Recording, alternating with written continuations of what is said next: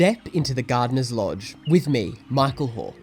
Let's explore the fascinating worlds of gardening, nature and ecology through conversations with experts, thought leaders, passionate enthusiasts and of course, some real good friends. All from the cosy heart of the lodge. Come on in. I actually thought I'd try something new this week before we dive into our interview. I receive questions quite a lot via my website or via Instagram, asking for garden-related tips. And I think they're actually, a lot of them are beneficial to everyone and they certainly get me thinking. And so I thought I would share some with my listeners. So each week I will be answering a question or a bit of listener feedback that is presented to me. So this week's question is from Favid and he says, I'm really struggling with seed germination and plug plant growth this year with peat-free multi-purpose compost. It seems very coarse and dries out on top, but remains moist underneath. It appears that I'm not alone with this problem. And then he goes on to say, I've now ordered some specific seed raising mix compost. Is this the answer? Question mark. So, Favid, yes, you are right. Essentially, you do need a special seed raising mix or seed raising compost. And the reason for that is that it's usually far more uniform in texture. It's a lot finer material and it enables quite nice contact with the seeds. Now, you should still be getting some germination from a regular multi-purpose compost or potting mix, but you'll have much greater when you have a more uniform and more small and fine potting mix. A tip that I would recommend, though, if you don't want to go out and waste money on a whole new composting mix, is to get yourself a sieve, a garden sieve, and sieve out some of those larger chunks and sieve it down until it is a nice fine mix, much like your special seed raising compost. That's basically the same thing. Most seed raising composts also, though, do have enough nutrients in them to support the seedling growth past the first two cotyledons. That's the first two proper leaves that grow after the main shoot comes up. So that would be my answer. I would just sieve it.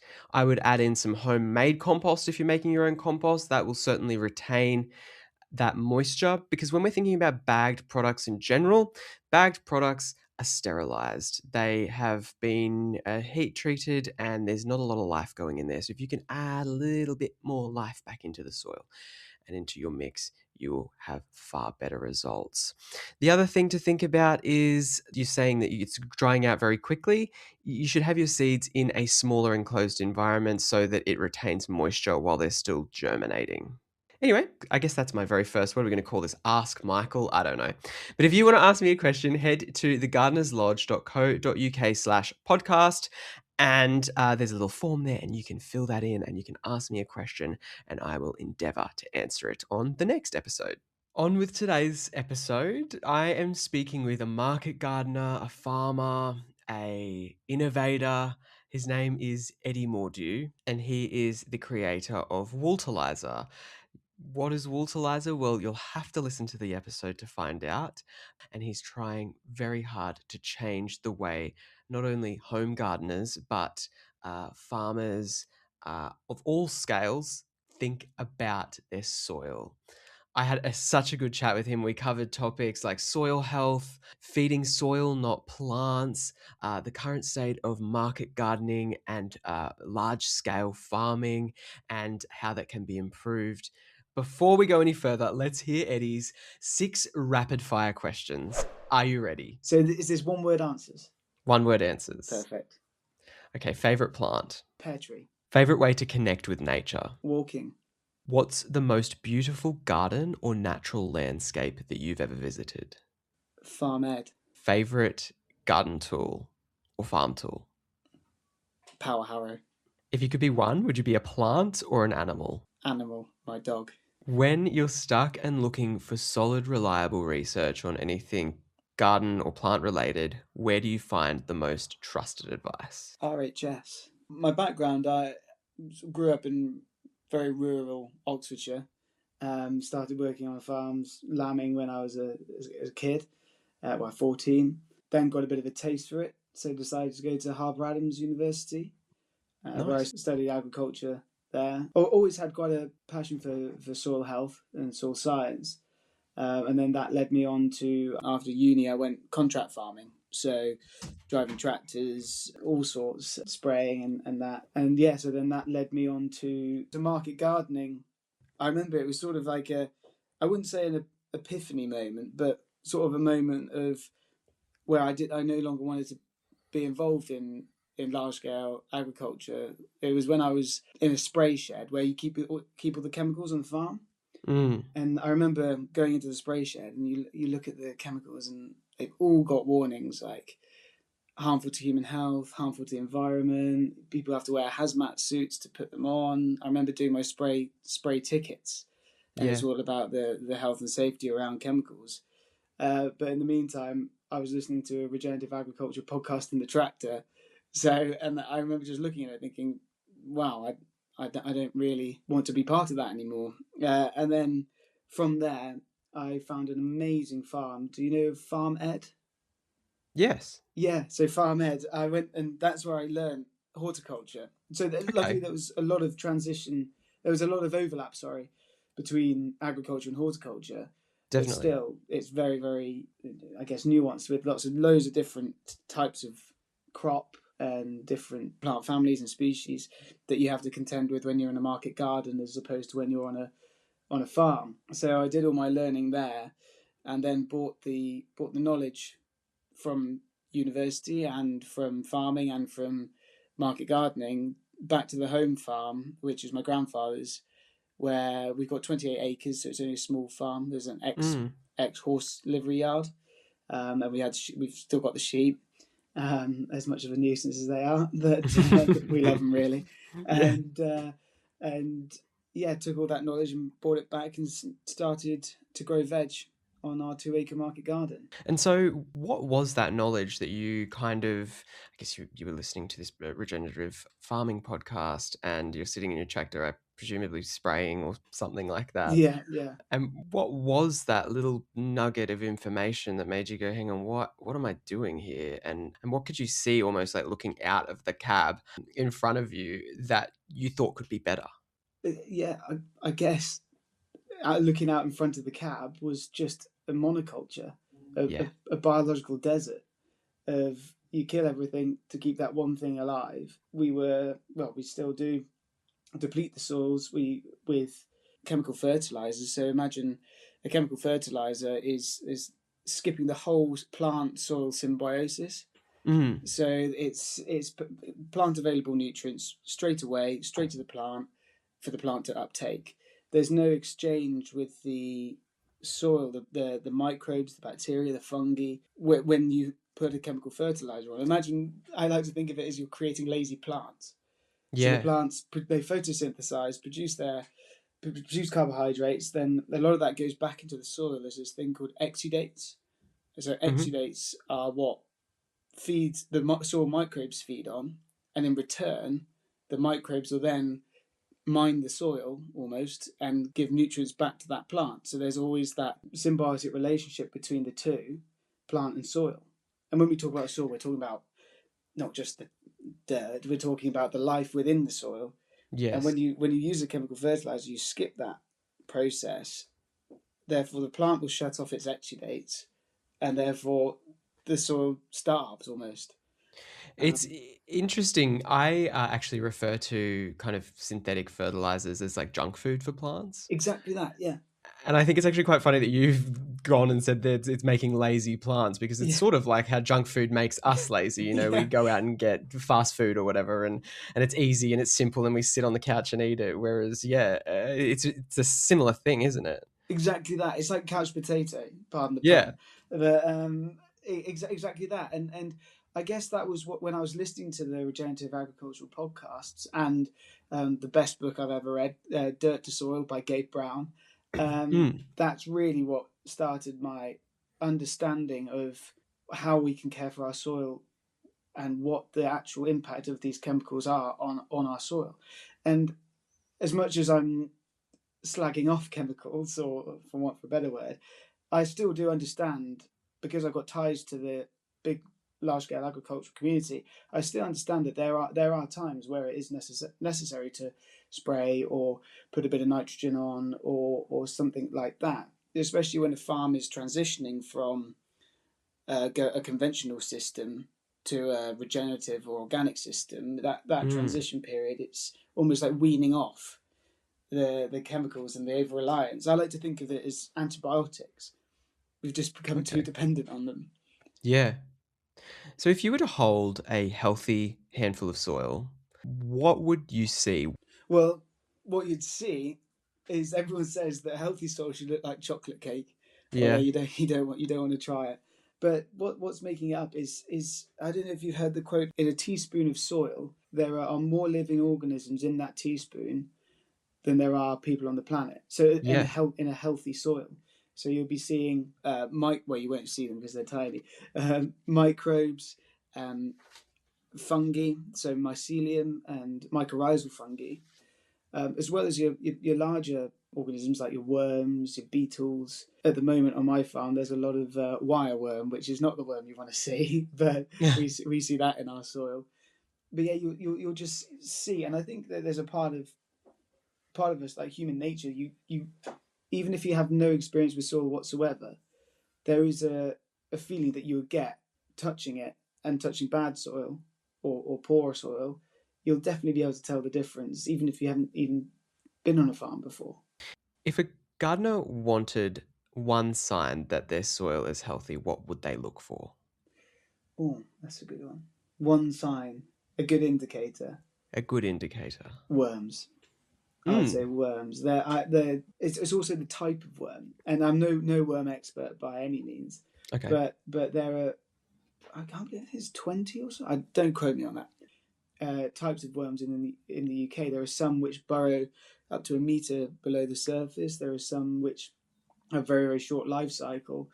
But its number of worms, I would say, is a great indicator of your soil's healthy, you're doing the right thing. Do you have a sunny space in your garden that you just don't know what to do with? Well, I have a treat for you.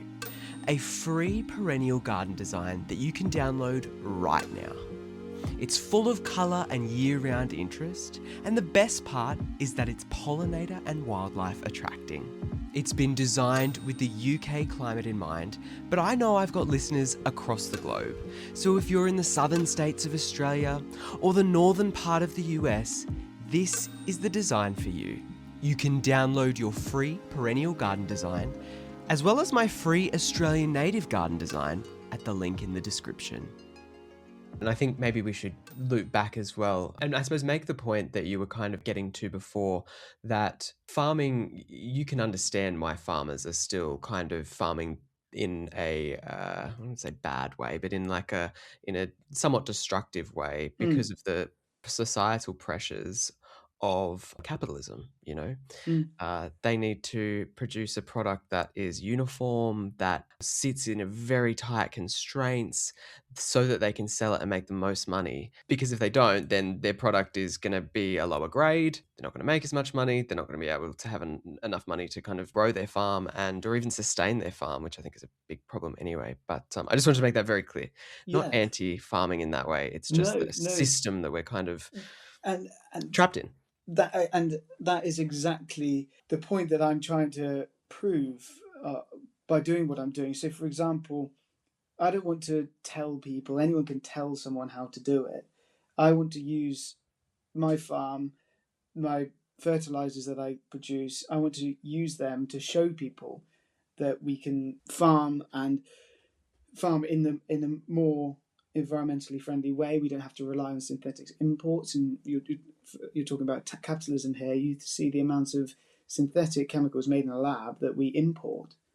Whereas the reason I've chosen wool, obviously because there's a big surplus of low quality, there are thousands of tons of low quality and poor quality wool that is simply not used. There's some of it still stashed on farms, not even sold. But years ago, before big scale agriculture, they used to use it in the farmhouse veg patch. So you speak to the older generation, literally even our grandparents' generation would be able to remember a time where you were using wool in your soil to increase the water holding capacity, to feed the microbes, and for long-acting background nutrition. So these materials are still within the country. They've fallen out of fashion, but maybe it's time to bring them back into fashion because they are sustainable and natural ways to care for your soil. You're talking about uniformity and the system and having to provide for that system. And what we really should be talking about is resilience, like having a resilient soil, but also a resilient food system. So I was at the NFU conference this last February, and the title of the conference was Building Farm Resilience. Okay. And in my mind, I might be wrong, but in my mind, a resilient food system is not one of big farms, monocultures, and heavily reliant on imported synthetic inputs in order to grow those crops. For me, resilience is being adaptive and small enough to adapt to the changing climate, or adapt your farming system to the climate. To withstand pressures, I suppose. And I think, one big one that is staring us in the face at the moment is obviously this war in Iran that has sent fertilizer prices skyrocketing. And so if we had a more circular system, something that was more localized, we wouldn't be suffering those effects so much. Exactly that, and that's the point that I'm trying to share with the farm is we supply the Oxford University with vegetables through the Ox Farm to Fork scheme, which is bringing local producers together, selling into almost a cooperative, but not quite, feeding local people. We also run a veg box scheme for our local people, and we also supply local pubs and restaurants. And fantastic. That's resilient to me. That's a circular, resilient economy where me as the producer, I'm getting the full use of that pound. There's no supply chain that it's being swallowed up in. What I produce, I get most of the return on it because we're selling direct to customer. Yeah. And I understand that a lot of farms can't do that, and it's a difficult one there. But for example, if we had a market garden in every parish across the country, think of the food resilience we could have there. We wouldn't be relying on these imports. We wouldn't be as much. Like, of course we will, and of course there's a place for big scale ag. But if you had a mosaic of market gardens across the country, think of the resilience that we could get from there. Completely. And I guess it comes at multiple prongs, really, doesn't it? It kind of has to be consumer change, which I think, obviously chefs and restaurants and things like that are more akin to having fresh, locally grown food because they know the benefits of it. But I think it's about even changing the mindsets of the people that live in the villages, that, it's not Tesco that's giving you the good nutrients. It's no offense, Tesco, but it is like local produce that's grown within the community that creates a little local economy and feeds people in a very healthy, nutrient dense way. Exactly that. You've summed it up in what I was trying to say. You've summed it up in one very good paragraph, and it's exactly that. It's the nutrient density of food as well is a massive thing. Sorry, we're trying to understand through this project called the Griffin Project, Growing Real Food for Nutrition, it stands for. We're trying to link soil health to plant health to therefore human health. And if we can, it's going to be a 10-year project, but if we can do that, it's giving us real solid data to again, not tell people, but show people, actually, this is a much more sustainable way to farm. It's creating healthier plants, therefore a healthier environment, and it's also creating healthier humans. And what was bad to say about that? Well, exactly. Let's go back to your family farm, your grandfather's farm. It was a sheep farm, is that right? Well, it was a horse livery yard. Okay. And then we got sheep, but technically I'm the first generation to actually farm it. Oh, okay. Interesting. So I guess maybe then my question won't apply as much, but Did you face some struggle between you and the older generation on farming practices, or was everyone just gung ho and ready to get in and kind of create this farming utopia? No, those yeah, I guess so. In a way, more of, it wasn't challenges. It was just more bit more Mickey taking. So sort of Okay. a lot of my friends are big farms and big kit and proper old school farming. Yeah. And they always say, "Well, how's your gardening going, Eddie? How's this going?" And it's sort of just like like they were never naysayers. I would say that some people were sort of couldn't understand it and think, how on earth can you make a living from growing vegetables on 2 acres? Yeah. So yeah, I think there was a bit of resistance there, but not really. I think most people were, when they got to understand it, and if they're farming, if they were farmers coming from a farming family, that they would, and they would came from my village, they would have been farming on much fewer acres than they are now, and still making a profit. So Mm. I like to think of it going back to almost how it was in the pre-war era. Yeah. Dig for Britain in the 1940s. We were probably the most. Don't quote me on this, but we were probably the most self-sufficient we've ever been. We dug up every bit of ground in the UK to grow vegetables to feed the war effort. But then, obviously, post-war, it became a game of efficiency. Rip the hedgerows out. We need 100-acre fields because we've got mouths to feed, and we've got to get back on our feet. So you can understand why it happened. We needed efficiency, but that efficiency came at the cost to the environment and our biodiversity. But if we can get that back by having smaller market gardens in every parish or on every farm, almost, I'm a Mm. strong believer that every farm would at least have 2 acres of marginal land that they didn't really use or wasn't particularly productive for them. If they could give that up to a market garden, you not only create rural jobs, you create more food within the economy and more food within the locality, and then more money within the local economy as well. It kind of balances out. You've got the big scale and the small scale hand in hand, both helping to increase the farm resilience and food security within England and Yeah. UK. So, what about the practicalities now? So, let's talk about. So, you've got this farm which has been not really farmed particularly much, a few sheep.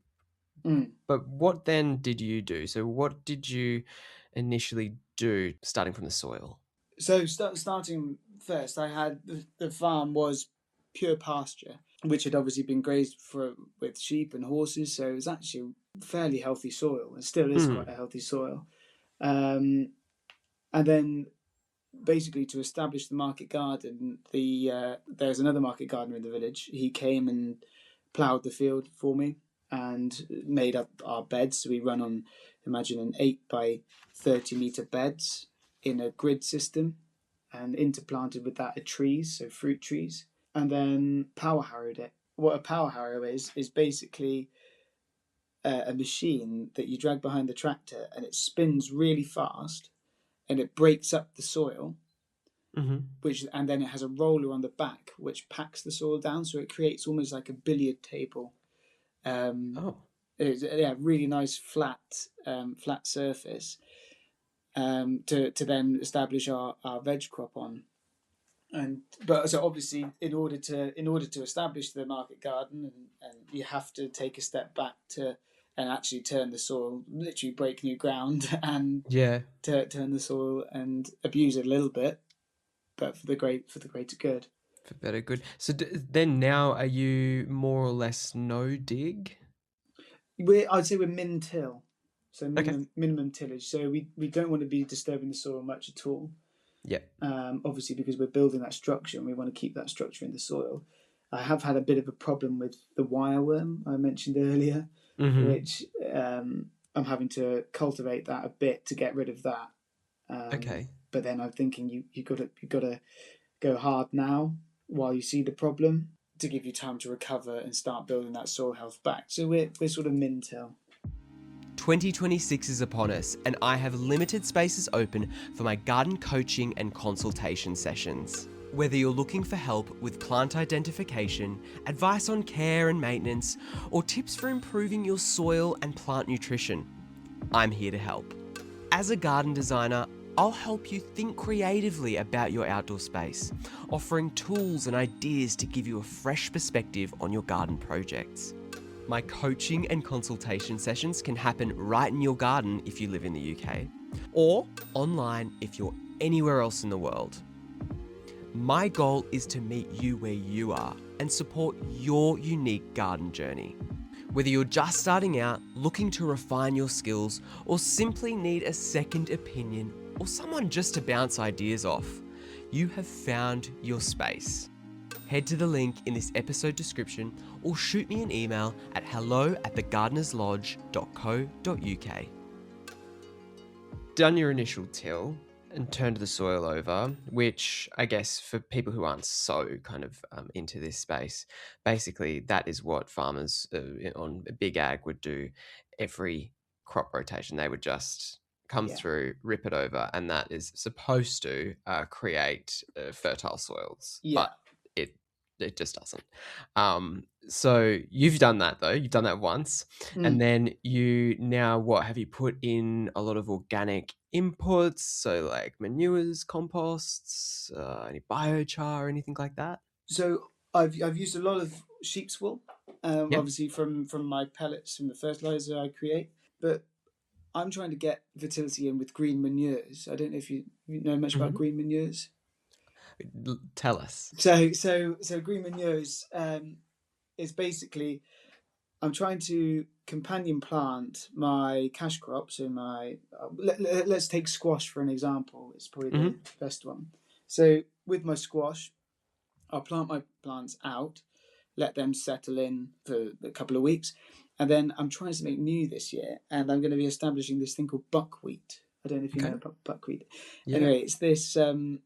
It grows alongside the squash without competing with it too much. But what that does is it keeps the whole soil shaded. Obviously, last summer I need to keep some shading on that soil. Yeah. It also a living mulch. A living mulch, exactly that. A living mulch. So imagine seeing a field of squash, but in between the squash and in the rows, about if it goes well, about 30 centimeters high, there'll be this lovely green living mulch underneath them to then obviously protect the soil from the heat, but also protect our squash plants by keep shading that soil, keeping the moisture in there, but without competing with it too much. And so that's one example of how I'm going to be doing. Do you then do a like chop and drop system where you'll cut that down and then let that kind of lay into the soil before it sets seed and break down and refeed the soil, or are you going to use that as a crop as well? No, exactly that. So that's a chop and drop, getting that fertility back into the soil. So the buckwheat and the phacelia. I'll be using a buckwheat sort of phacelia mix on a lot of the beds while we're in the growing season. But when it comes towards the end of the growing season, around mid-September to late September, I'm trying something new again, where I'm going to be putting in oats, mustard, phacelia, and buckwheat to put my beds to sleep. Imagine you're giving them a nice long rest for the winter. Okay. So I'm going to let that establish over the late autumn. Once that's established, I'm just going to leave it until early spring, where I'll come in with my topper. So I've got a flail topper, which will literally mulch it all down to the soil. And then that, again, will act as a mulch that will then protect the soil and leave it to rot down. Then with my power harrow, like I explained earlier, we'll come in and just mix that into the soil along with some Wooltiliser to then prep the soil for that planting season. Wooltiliser, you've just dropped a name. Yeah.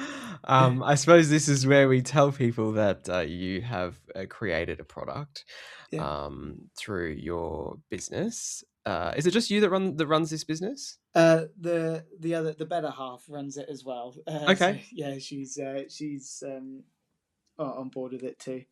Nice. And that's traditional garden growers. That's And traditional garden growers. you've created a few products, but probably Mm. I'd say your premier product would be your Wooltiliser. So that is pellets that are full of wool and other organic matter that home gardeners can use to uh, feed their soil and replace kind of synthetic fertilizers. That's exactly it. Yeah, Perfect. summed that very well. Yeah, so that's our product that we've been working with the University of Reading to develop. We've used wool on the farm for a long time. Anecdotally, we knew that it was brilliant for the soil, and then we were very fortunate to get a grant from UKRI through UKRI from DEFRA, and the grant was aimed at any farmer with an innovative idea come forward and let's see if it goes. And we were very lucky that 2 years ago they said, yeah, this sounds good. And then we've been working with Reading to develop the wool pellet into Wooltiliser, which is by adding digestate into there as well and getting the balance right. What's digestate? So digestate is the waste from anaerobic digestion. So Okay. that's renewable gas. So anaerobic digestion is where farmers will cut their crops when they're green. They'll put them into a digester. Imagine a big dome that's full of enzymes. Those enzymes then break down that plant matter and release gas, and that's the renewable gas that goes into the grid. But what's left from that is rotted down plant material, already degraded plant material, which is absolute rocket fuel if you want to put it on your garden. So we use a small portion of that goes into Wooltiliser to give it that balance. Lovely. I've seen the product and held it. It's a product that is almost, I guess, it looks like a brown pallet. It almost looks like a chicken manure pallet, Yeah, but it's obviously wool. yeah. And we mentioned it briefly before, but what are the benefits of using wool in the soil? So the real benefits we found that we can show as well through our research was it increases the water holding capacity of the soil. So imagine them as little sponges in the soil, absorbing Yeah. that moisture, locking it away. It also increases the microbial activity of the soil. So you're feeding the soil in order to feed the plant. We're not feeding the plant straight away. And it also gives background nutrition for the whole season. So it's a slow release. It releases, it's slow to break down. So you're getting all of those benefits from just the one material, wool. They were the agronomic benefits, but the real discovery I think that we found from the research is that wool can be combined with any other amendment, be it Okay. seaweed, bone meal, or something like that, to give you a more tailored or bespoke pellet depending on soil type. So that's what we're looking Ah, forward to in further research, is to play with the combination of amendments we can put into the pellet and then see what we can create that for a sandy soil, a heavy clay loam soil, yeah. or loads of different. So that's what we're trying to play with. Or tomatoes. If people buy their tomato right, well, can we have a Wooltiliser tomato right? It's which is what Yeah. we're aiming at. So using natural materials instead of synthetics, chemicals to So in then the create. future, you kind of plan to have like a full range of product that's kind of going to be available on the market that is completely eco-friendly, that is feeding the soil and building up beautiful, healthy soil, as opposed to people having to, yeah, Exactly spray that. chemicals and use what is derived from the fossil fuel industry and the mining industry all over their soils. They can just use a beautiful pallet that's been made in the UK Yeah, made on our and farm. Yeah, yeah, there you go. yeah, And feel good about themselves. So again, it's like that back to that circular economy kind of thing of like, we don't need to be outsourcing anything. We've got it here. yeah. See, that's the crazy thing, isn't it? Like, it's here, it's in the UK, it's been around for years. And what generally would happen with kind of low grade wool currently? So a lot of farmers don't even send wool. It'll go on the muck heap, or it'll Yeah. go on the burning pile, just because it costs more to ship it, get it gone, than it does to the money they receive for it. But obviously, Yeah. we need to shear the sheep for welfare reasons, but it's just wasted pretty much. Solving two problems here with this product. That was the whole sort of premise of the business was to of traditional garden growers. We identified the problem with the wool industry, like all of this wool, like thousands of tons of wool, is just wasted. Mm. But then it has previously been used to fertilize soil. Well, why can't we do something about that? And I understand that using wool is very annoying if it's in a long, imagine a long sheep fleece. It's really annoying. And Yeah.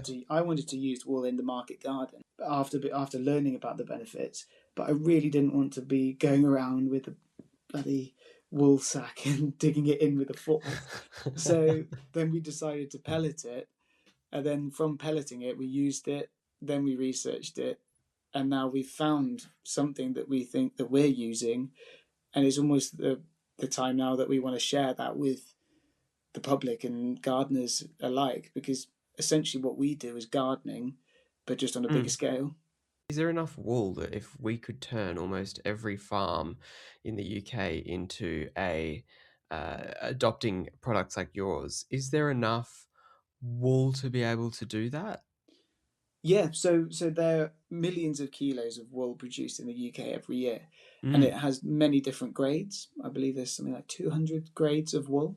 Oh, wow. Okay. We only take the poorest quality grade. Oh. So there are things called dags, which come from the belly and the back of the sheep, which is unusable in many textiles, and oddments, which is all the bits from the that just fall off the fleece that get swept up into a pile and just left. We take that. That's the wool that we Ah. are trying to add the value to.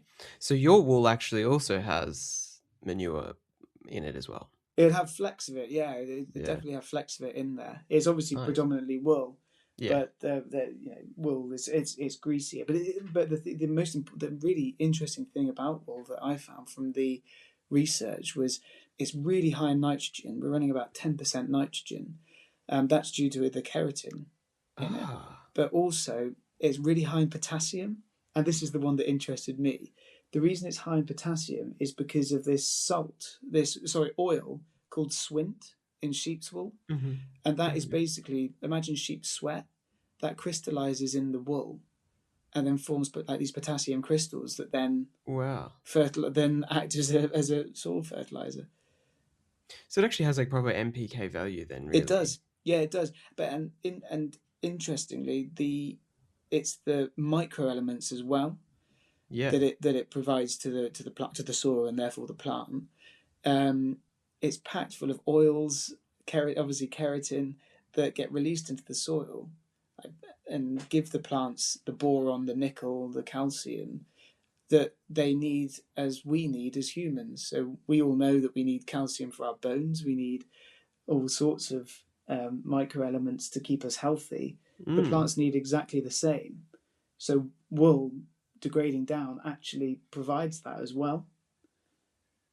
Well, that kind of brings me to my next point is like how people can implement some of these like benefits in their home gardens. I guess I come at from a slightly different perspective of coming from Australia, where our soils are already very ancient, already very eroded, and there's not a lot to them anyway.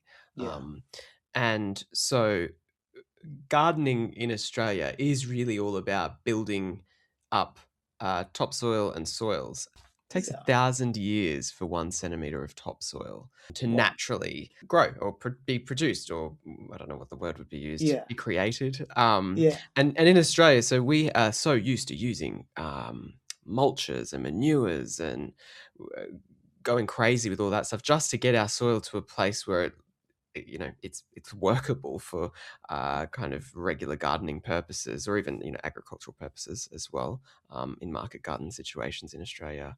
But I think here it struck me that moving here, you see a lot more bare soil in people's gardens. Mulches aren't really used as much here. They're far more decorative, Mm. whereas in Australia, it's a necessity to be keeping moisture in the soils throughout the hot summers.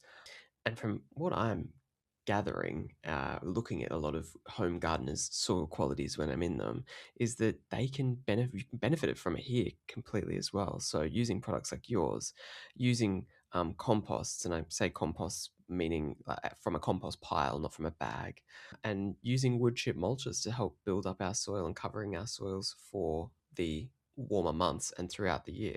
That'll break down and turn into lovely soil, and then the process will start again. And I suppose you're doing that on with living mulches and like a chop and Mm. drop method. And I think a lot of home gardeners probably are not going to want to do that because it kind of wrecks the aesthetic, quote unquote, Yeah, yeah. of a space.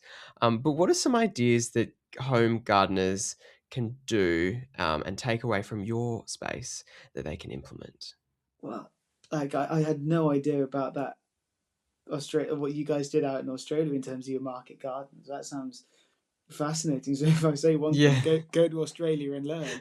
And Well, and that's just not even market gardens. That's just regular gardening because is it? your plants die like in summer. It's interesting because in summer you're in survival mode for your like ornamental gardens Yeah. basically. It's hot. It's like it just doesn't it's not conducive to like non-Australian native plants which are used to that kind of climate. But everything wilts. You get a bit of a hot wind come through and everything is wilted and everything's dying. So we've got no choice. We've got to kind of treat the soil in a really good way, I suppose. But yeah, sorry, I'm on a tangent. No, I love it. So would you say that the Australians are sort of, I wouldn't say further ahead, but maybe further ahead the way in terms you of know, thinking, I thinking think about soil? I was talking to Michael Marriott, who is a rose expert, and I don't remember if this actually made the cut in the episode, but he basically said that yes, when it comes to like rose gardening, for example, Australia is far further ahead because we just naturally have to treat the soils better. Yeah, yeah. Now, that's not to say that we don't use that people aren't very heavy-handed with chemical fertilizers. They Mm. definitely are, but just from a purely like water saving and like keeping water in the soil, wood chip and mulches are used in a far more progressive way there. Yeah. Um, I would say in the home garden space, yeah, Australia is because it has to be further ahead. Yeah. The Um, necessity is is real. like, what do they? There's a saying, is that necessity drives innovation or something. Yeah, That exactly. I Yeah, can't remember it. Ah, that's something like that. fascinating.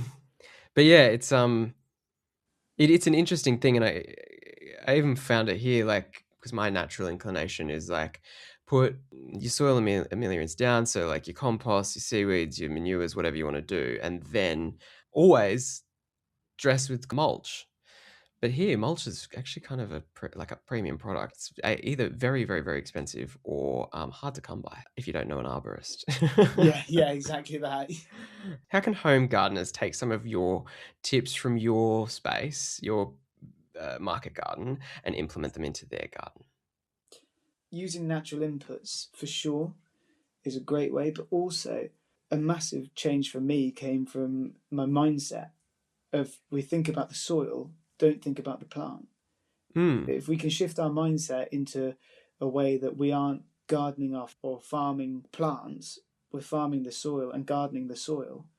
So if we can, I guess if we just shift our mindset towards soil rather than plants, the rest should follow.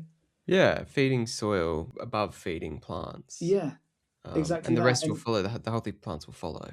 exactly, and care for the soil as number one. Know your soil. Definitely know what soil type you have. Yeah, Um, that's Not a to good say that point. it can't be. It's a limiting factor. I mean, yeah, in some cases it is a limiting factor, but know your soil, feed it with natural inputs, and change our mindset of thinking about soil, not plants. I guess would probably be my way of. And living mulches, definitely living mulches.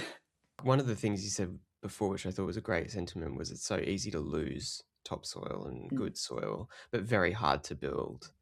I've got a stat that, every minute we lose the equivalent of 30 football fields of fertile soil in the world, which is Wow. kind of crazy to think about.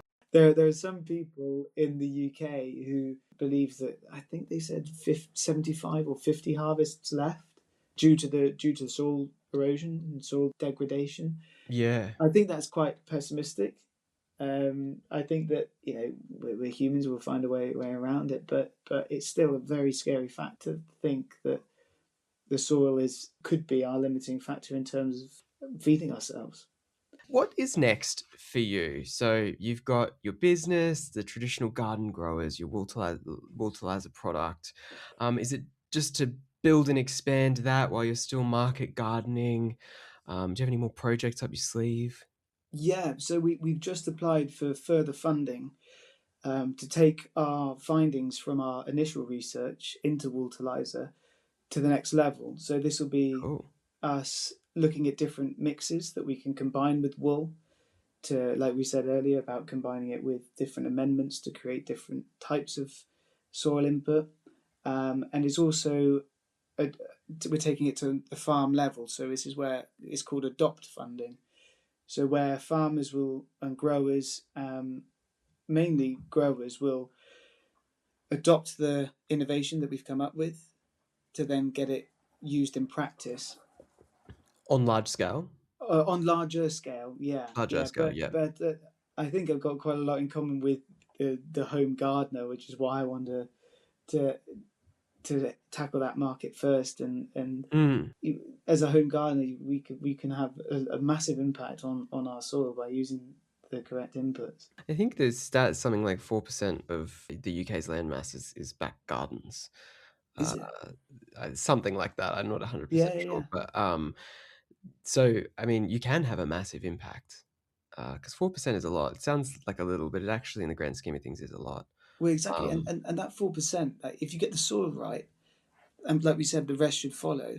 mm, Following on from that will be your insects, your pollinators, and then yeah, your birds, and then the biodiversity just goes up the chain. So exactly. if home gardeners can care for their soil in a practical in an environmentally friendly way, then that's going to have a massive impact on In our the environment biodiversity of the completely. UK, Yeah. and especially the in a way the planet. If we're not buying the chemicals that have been imported thousands of miles away, and we're using stuff that's been produced and grown and made in the UK, then that's going to have a massive ecological footprint. It's probably even bigger than caring for your soil. I don't know. Wow. No, that's fantastic. I'm glad someone's doing this work, to be honest, because I think it's super important, and I'm glad we actually got an opportunity to chat today. Where can people find you? So find us on our website, which is traditionalgardengrowers.co.uk. We're also on Instagram. One of our rams, Mykal, his name's Mykal. He plays a big role on Great name. Instagram. Okay. So follow along for tips from Mykal. And he's a good ram. And then Facebook as well. Thank you very much, Eddie. It's been an absolute pleasure having you on the show. Thank you so much for having me. It's been great. Thank you so much for joining me today. If you like the show, don't forget to hit the follow or subscribe button. Tell a friend or two, or maybe even give the show a 5-star rating and a review. If you want more Gardener's Lodge content, you can find our website, our Instagram and our TikTok in the show notes below this episode. The Gardener's Lodge podcast is a growing media production.